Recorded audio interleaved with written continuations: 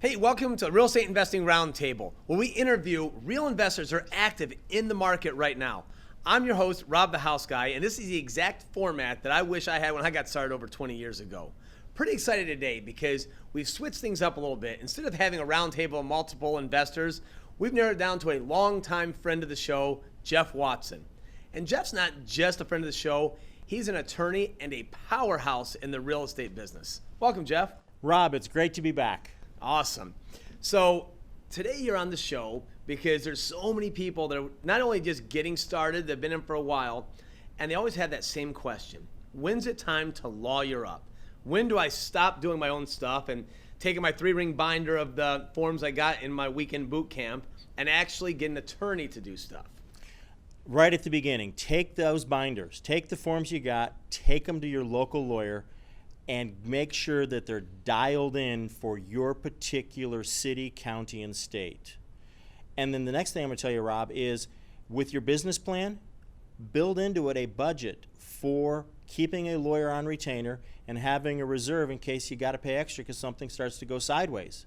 That's how you're going to save a deal. That's how you're going to protect your investment. Are all lawyers created equal? Absolutely not. No way, Jose. There are some lawyers that are brilliant in certain areas, and they're absolutely clueless in certain areas. I mean, I should be accused of malpractice the moment I would touch certain kind of cases. I love hearing you say that because there's been so many times I've been on the other side of a deal and someone's like, well, I need my attorney to look this over. I'm like, they can look at it, it's fine. And next thing you know, they come back with these crazy revisions that make absolutely no sense. And you ask, do they practice real estate law? And they go, no, it's a family friend, they're a divorce attorney. I'm like, no. I go, listen, go spend the money and take it to a real estate attorney to have them handle this because I've seen some botched up stuff coming back out. Oh yeah, it's terrible. But at the same time, I shouldn't touch anything in criminal defense. Right. No way, Jose. I mean, I'd be guilty of that one. But when it comes to real estate and IRA stuff, that's my passion. That's what I dialed in on over the last 25 years. So would it be a good idea, do you believe, that when someone's interviewing attorneys, not just ask their specialty, ask maybe over the last 5 years what type of continuing legal education they've taken to keep up with their credits? That's a great question to ask when you're interviewing, because the reason I love that question is you've shifted the whole mindset. You're making sure that that attorney is good enough to be brought on as part of your team. You're not there hat in hand begging, oh, please, lawyer, help me. No, lawyer, are you good enough to be on my team? So CLE question, continuing legal education, great question. Also ask them, hey, by any chance, how many other investors do you represent? Right. Do you do any investing yourself? Great questions. Those are some things you should ask. You'd be amazed at what you'll get for answers. I've always found that some attorneys will love, and I'm not throwing off on attorneys, but some attorneys will love to switch things and change things just to change them. I mean, just to make some sort of justification for their billing. Yes. And I'm like, I've always wanted to take an attorney and have them draft a document for me, bring it back a year later, and get rid of their name at the bottom and say, I was given this, what do you think about it? Yeah, just to see. They're like, oh my gosh, section 3, got to get rid of that. That's the death. Well, and I've caught myself doing that same thing where I'll keep flip-flopping back and forth between words and phrases, and it really drives my staff crazy. But the thing I want to give you another big takeaway. And Greg Clement paid me this compliment a long time ago, and I've really kept it close to heart. Greg says, Watson, not only do you come, he says, I'll come to you with an idea, and you'll tell me, no, you can't do that way, but here's how you can do it. So if you find a lawyer that says you can't do that, then you go, well, how can I do it? That's great advice. That's a huge takeaway because clearly, as an investor, we know like how not to get something done, but you have to have that advice. Right. And that's what I always say is when people are going through the weekend coaching classes and everything else, well, that's fine. That's a great baseline. But that's not where education ends. That's just where it's barely beginning. Barely beginning, yes. I mean, the things I run across daily, literally, it's just mind-boggling. Like yesterday, for instance, right before we recorded, I got a phone call, and a deal's getting ready to close. The lady had power of attorney for her parents in a nursing home and everything else, brings an unnotarized copy of a power of attorney in and thinks it's good to go. Nope. And everyone's so surprised, except for the title agent and me. Is like, no, you actually have to have a legit notarized document, but there's no weekend class that's going to teach you that. And I only learned that through hiring attorneys and going through it multiple times. Well, the bottom line takeaway is you're going to get better as an investor, both as an investor by doing more and more deals, just getting out there, making offers, be prepared to have it go sideways and figure out how to solve it. But you're also going to get better as you solve more problems and see and encounter more things. And don't think that you're always going to be locked in with the same lawyer, because some lawyers are only good at certain things. And if that lawyer isn't growing and committed to growing their own knowledge base in the practice, particularly in real estate area, someday you're going to outgrow them. Oh, absolutely. I know you mentioned Greg earlier. Greg Clement, he's the founder and the owner of Realeflow, and he and I were talking about attorneys. And I was asking the same questions like, well, who do you recommend? And although he wouldn't dial in and say, well, we can't endorse one or the other, he started naming all the qualities to look for in an attorney. And exactly what you said, how he paid you that compliment was what you do. That's what he said to look for. Yeah, to look for somebody that can get the deal done. So find a way to get the deal done. So let's bring it all the way back to the few things that you may need an attorney for in the beginning. Let's start at day one here. Day one. The purchase agreement. Yes. Make sure that your paperwork for putting a property under contract and your paperwork for selling a property are good to go. Make sure that they've got the right stuff in there. And then it's pretty simple from there. Make sure that you know what else you have to add to it. Do you have to have the lead-based paint? Do you have to have Megan's Law? Do you have to have the residential real estate disclosure forms? Find out what all you got to have to make it a valid contract so the other side can't weasel out later on. I feel that with the purchase agreements that the real estate agents use, there's so much language in there that's there just to protect them that's unnecessary. I use a one page. I've been accused of saying, are you buying and selling a lawnmower here? It's like there needs some more things, but I don't like to confuse my sellers, because a confused mind will say no. And sometimes attorneys, not you, but other attorneys, will load it up with so much protection that it scares them out of signing. Right. So how is it, what would you say in the purchase agreement, how can we be as simple as possible, but yet cover ourselves? What are like some of the key things for the state of Ohio? We're going to talk Ohio now because you're not going to practice law in every state. What are some key things that you should have in there in that one-page agreement? Okay. Be abundantly clear on who is buying and who is selling. Full, complete names, full, complete contact information.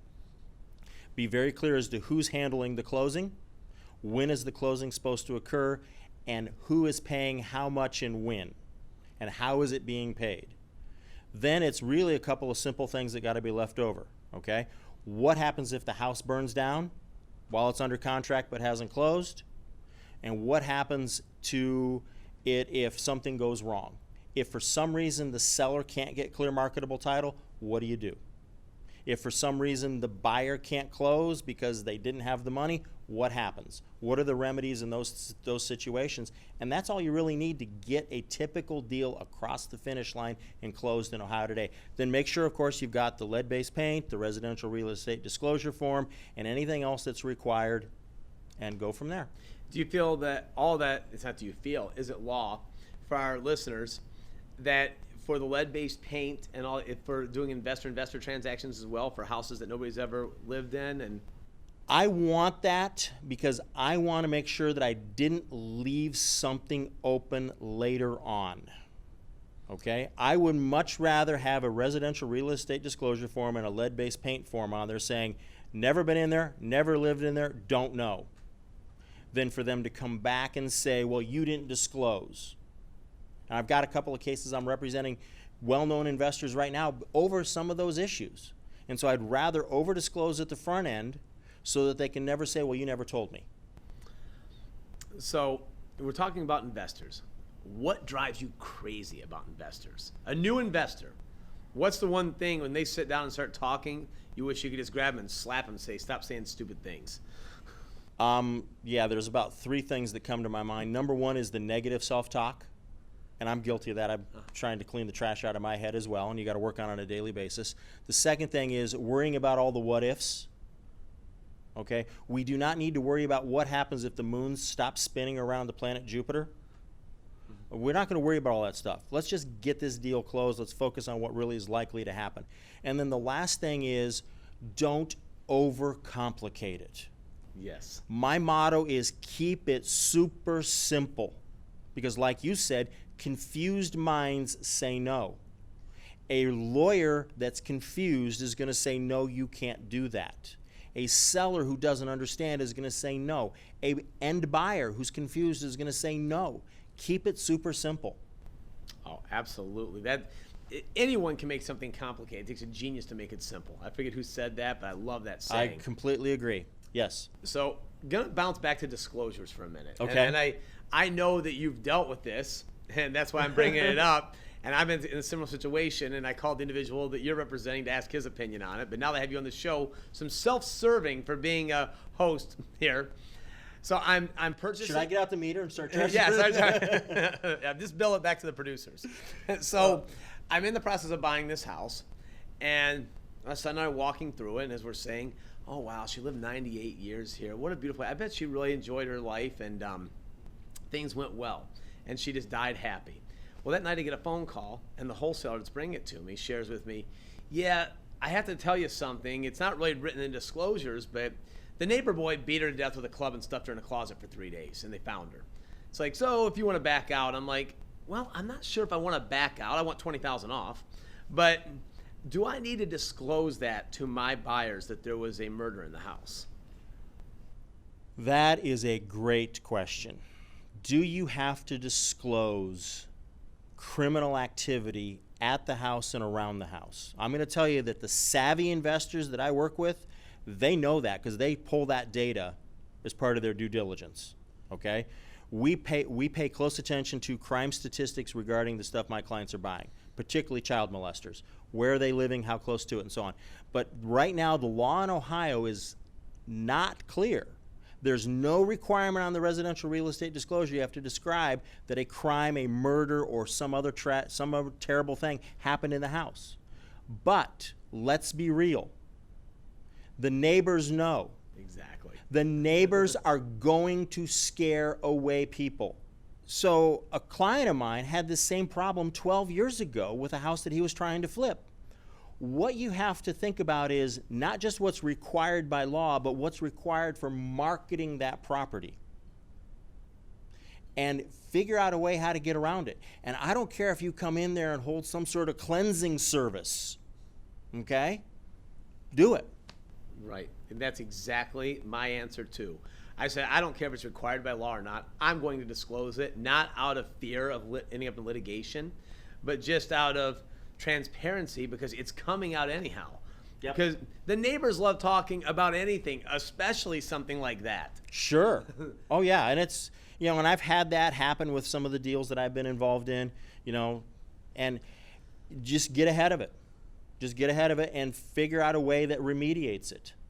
We've done the extra cleaning in the house to, make sure there are no contaminants there. And, so what else can we do from a moral or spiritual standpoint to try and restore this house? Well, that particular house we ended up not buying. They wouldn't go $20,000 off the purchase price. And I felt that it would be a harder market to resell that house because it was a pretty fresh situation that had happened. And all that stuff still in everyone's mind. Unless you get someone like the Tate house that some rock star bought or something because I thought it was a wonderful thing. So one of the things to think about is if you get stuck with one of those properties and you realize it because the seller didn't tell you and now you've got a crime scene house, think about rebranding it and positioning it to where part of the sale proceeds go to a victims fund. Great answer. See, that's exactly what you're talking about. Don't say you can't do this. Find a good solution. Find a solution, yeah. So then all of a sudden, if you're a neighbor to the house, well, don't you want to make this thing happen so that X percentage of the sale proceeds go to the Ohio Crime Victims of Crime Fund? That's great. Or, battered shelter for battered or abused women or something like that, And, okay, well, now you're interfering with the charitable work if you just run the house down. I love it. That is great stuff. So, on the topics of purchase agreements. Okay. A lot of times, I know this is a sore subject with you, but people wholesale. Wholesaling, if done right, is completely legal. I hear you. So let's pretend some of these guys aren't doing it right, because this I don't have to pretend. I know they're not. it happened to me twice in the last month that people have brought me houses I look at, tell me I want it, and they don't even have a contract on it. And then they can't get the contract on it. Twice in 1 month that happened. So regardless, let's pretend they do have a contract. And let's pretend that they are selling it to an unethical buyer. And the unethical buyer goes and looks at the property and realizes, okay, party A is paying $50,000 for the house. He's trying to wholesale it to me for $60,000. So now this party goes and said, hey, look, they're trying to sell it to me anyhow. How about I give you $55,000 for the house? Cut him out. They save $5,000. How is party A best to protect himself against party C cutting him out of the deal? All right, well, let me reletter that for you. A would be the original seller. B would be the investor buyer. C would be the sleazebag investor. I caught that after I said That's it. okay. That's okay. It's a typical A to B, B to C Yes. setup, okay? So what B needs to do is two things. They need to make sure that they've got a good enough rapport, a good enough relationship. If you hear me talk, you're going to hear the word R word come out a lot. Good enough relationship with the seller, with A, that A doesn't want to do anything that's going to harm B. That's the first thing. Second thing is, if you feel like you've got a sleazebag looking at your deal, go ahead and tell A, you know what, we're going to go ahead and just put an affidavit of contract on the public record, just saying that you and I have a deal that I've got to buy this house by the end of next month. That way everybody's clear that you and I have got a solid relationship. Is that okay with you? What the heck is an affidavit of contract, and how is that going to affect anyone on this other party buying the property? Okay, so let's go back to what you said earlier regarding an unnotarized power of attorney. Yes. The only kind of documents that can be recorded on public record are those that have met a certain degree of legal formality, such as a document that's been signed, witnessed, and notarized. So an affidavit has to be signed by the affiant, that's the person stating the facts, has to have their signature witnessed and then notarized. Oftentimes the notary can be the same witness in many states. But then that document can then be recorded with a copy of the purchase agreement attached to it. Now it puts the whole world on notice that A and B have a relationship, that B is buying a house from A according to the terms of the attached contract. That means that if somebody else tries to interfere with that deal, a good title company is going to go, oh, wait a second. See, for you to buy this, there's an exception on the title commitment that's got to be resolved. You got to get this affidavit released or cleared. Well, C can't do it because he knows he's trying to cheat B, and B's the one that holds the power. Does that make sense, or did I totally confuse that? No, it makes complete sense. So for everyone that's listening, basically, the original buyer lets the world know he's buying. The new buyer tries to buy it and can't do it. So what happens at that point? Then what happens at that point is A and B need to go back and kind of mend the relationship so that B can go ahead and either close on the deal or say, hey, A, it looks like you tried to double deal me. I'm out of here. Take my money back and I'm gone. Good luck. Oh, by the way, if you're going to do that, release the affidavit. Don't let it stay out there. That is a sleazeball maneuver, leaving that kind of stuff that could potentially cloud the title. That's sleazeball. Get it off. If you're going to perform, you take care of it. It closes, it goes off. If you're not going to perform, if you pull out of the deal, get the affidavit removed. Does the original party have any recourse against the person that tried to backdoor them? The original party, are you referring to A? The original buyer. The original buyer, B. Do they have any? They potentially do. They could, if they want to spend lots of money on litigation, they could go after for tortious interference of a contract. And if it's a really big deal with a couple $100,000 of profit in there, yeah, it's worth it. But if it's a simple wholesale deal with $5,000 or $6,000 in it, forget it, move on. Instead, they're just better off, B's just better off letting all their ethical friends know that C's a scumbag. Just let him know that and then just release it and let him have it. Yeah. Hey, I'm not slandering his character. I'm not liable. I'm just telling you he went around me, cut a deal apart, and stole something out from underneath me. While we're on the topic of litigation. Yes. So I've only done it for 30 years, so I know just a little bit about it. So I know it's a scary thing. Everyone's like, well, I don't want to be sued. But, you know, if you're living a very simple life, working 9 to 5, and you're not involved in any business transactions, probably nothing will ever happen. Maybe someone falling on your sidewalk someday. But when you're buying and selling properties, leasing properties, and you're very active, there's a higher chance of having an issue. Yes. So lawyering up on stuff like that. There's groups out there, I won't mention by name, that have a monthly fee that you can pay to, that, hey, if you're ever sued, you can pay $20 a month and we'll represent you and we'll take care of all your legal needs with professionals. How are they compared to a relationship with someone like yourself, or does someone like yourself work for those companies and they're getting you for $20 a month? I'm going to split that baby a different way. Okay. For a beginning investor, some of those companies where you got that annual or that monthly thing where you can get some basic general knowledge, those are some pretty good things for the basic general stuff. But when you get into a particular problem, you want to find out who's the expert in that particular area in that part of your state or county. I'm involved in some litigation right now where I am represented by the baddest man in the county. Every other lawyer in the courthouse knows you don't screw with my guy. Because why? Because I went and got the baddest dude in town. Wow. That's just, I knew what to go do. Now, there's people who hire me for that same reason, because they know that if they hire me and I show up on something, they've got the guy with the reputation, the skill, and the knowledge to get it done. Well, that's it. I tell everybody, it's about relationships. Again, we talk about relationships. I would not want to hire someone from outside my area that doesn't know anybody in that courthouse. You want the attorney that's walking in, that's talking to everybody in there, even the opposing counsel. Hey, we still golfing Friday after this is over? Great. Okay, let's get this going. Because you're more likely to strike a deal, because most things are settled not with the judge, not with the jury, out in the hallway. Dude, that is so important. 99% of all lawsuits are settled. So when someone says to me, I'm going to get sued and I'm going to lose, I'm going to go, wait a second. You're in that 1% category 4 years after that, because most lawsuits take 4 years to go through the whole process. So there's a lot of paranoia over there, a lot of false information. You got to look at it from the purpose of who's going to be best to get this thing resolved. Do I have the right insurance coverage? Because the right insurance lawyer can get things settled faster than anybody else. Do I have the right general counsel? Do I have the right local counsel? What do I have? Somebody that's going to get this deal solved. And you want to get a lawyer on your team that's pragmatic for the big picture. Okay? Very pragmatic is to say, okay, here are our choices. What's the best business decision to make? All right, Jeff. Now the question. Everyone's watching these TV shows about flip this, flip that, everything else. Is this really a 30-minute adventure to buy, fix, and sell a house? Or when you're watching these shows, what kind of pitfalls or things you cringe at? Like, what are they doing?